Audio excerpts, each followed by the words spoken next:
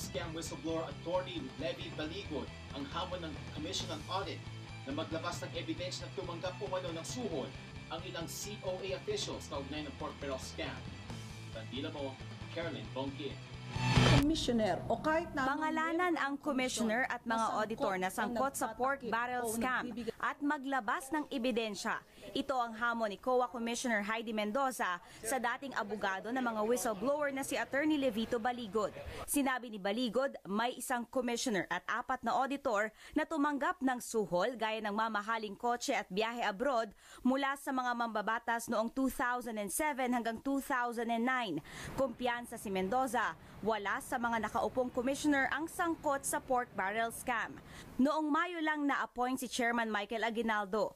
2014 naman si Commissioner Jose Fabia at 2012 siya naupong commissioner. Whoever that commissioner who he claims to be involved in the PDAF, he is no longer with the current commission proper. Hindi naman isinasantabi ni Mendoza ang posibilidad na may auditor nga na sangkot sa scam.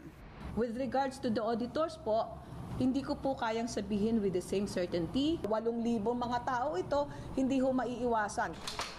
Paglilinaw pa ni Mendoza, walang resident auditor ang NABCOR noong taong tinutukoy ni Baligod. Hamon pa niya kay Baligod, sampahan ng kaso ang mga sinasabing opisyal. Once you open your mouth, you must be ready with the evidence, no? And siguro maaari kong tulungan si Atty. Baligod kung hindi siya sigurado. Agad namang tinanggap ni Attorney Baligod ang hamon ng COA. Ilalabas daw nila ang ebidensya kapag naisampa na sa ombudsman ang kaso. Caroline Bonkin, ABS-CBN News. Medyo pumapa na ang galit ng mga OFW sa balikbayan box issue ng Bureau of Customs. Pero mukhang mahirap nang maibalik ang tiwala ng ating mga kababayan noong una nang naglabas ng hinaing online. Isa kasi ang balikbayan box sa tradisyon ng ating mga Pinoy na may kaanak abroad, lalo na ngayong malapit ng magpasko. Ibandila mo, Tony Velasquez. Natatanging aspeto ng ating lipunan ang padalang kahon ng mga balikbayan. Ito na ang nakagisnang praktikal na paraan na makapaghatid ng pagmamahal mula sa kalayuan sa kanilang kapamilya o mga kaibigan.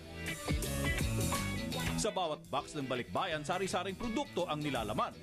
Kung sa Pilipinas bibilhin ay may kamahalan. Binili ng mga OFW sa kanilang napag-ipunan o di kaya'y para sa ilan napulot lang umano sa basurahan. Dampot lang ito sa basurahan namin do. Ito. Kasi nga pinagtatapuro ng mga Koreano, dinampot namin. Dekada 80 pa nang mauso ang balikbayan box ng mga OFW. Ginawa pang tax-free ito noon ni Pangulong Cory Aquino.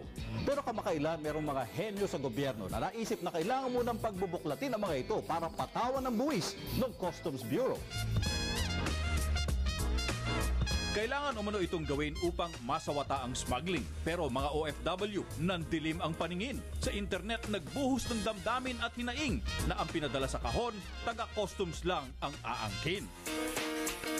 Ito, chocolate! Ipapadala ko sa Pinas. Kainin mo! Akin daw! Kainin mo na din! Nang ikay mag-ipot na! Pagkakakaya mo naman eh! Wala kayong karapatang kalkalin yung mga balikbayan box namin. Sana may magpadala ng balikbayan box na may granada na pag binuksan nyo sa bugay lahat. Ang matalang mukha nyo, isang araw magpapadala kami ng cargo, ang laman puro ahas para matuklo kayo mga kayo. Wala pa namang nagpapadala ng ahas pero ang customs nagsorry na at umatras. Ang mga balikbayan box, ipa-x-ray na lang at hindi na ipabubukas. Tila si Chris pa ang nagpayo sa kuya niyang Pangulo na wag nang gawing kwarta ang mga padalang kahon ng OFW. Nung pauwi kasi, when I saw that, nag-ano talaga ako. Sinabi ko, please read my thread. No. In his office, may mga sinabihan ako, please read the thread and look naman at the reaction of the people. Medyo humupa na ang galit ng mga OFW sa kontrobersyal na balikbayan box issue. Pero hindi na nila maiwasang maging suspetsyoso sa kalokohan umano ng Customs Bureau. Ano ba yan? Patayin mo na nga yan! Naka-i-flat na ako nito.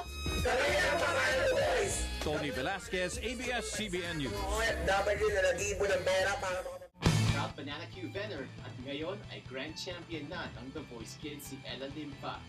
Kwento ng kanyang mga kapitbahay, nais pagtitika ng Banana Q ay puhunan din ni Ella ang galing niya sa pagkanta. Ibandila mo, MJ Felipe.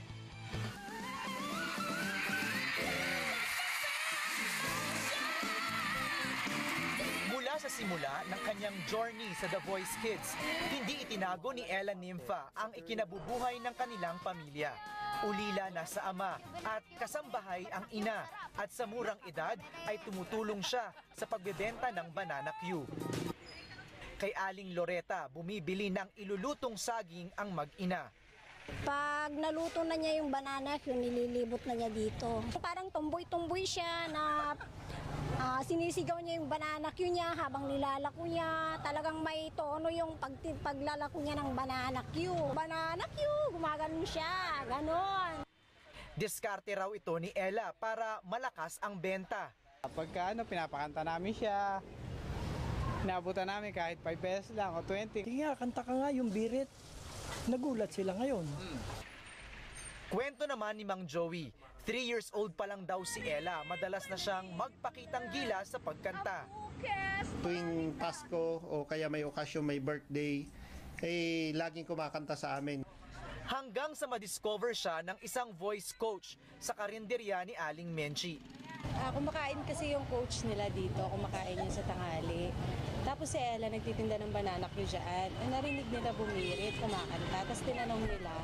Tapos yun, pinatawag nila, free nila ng training.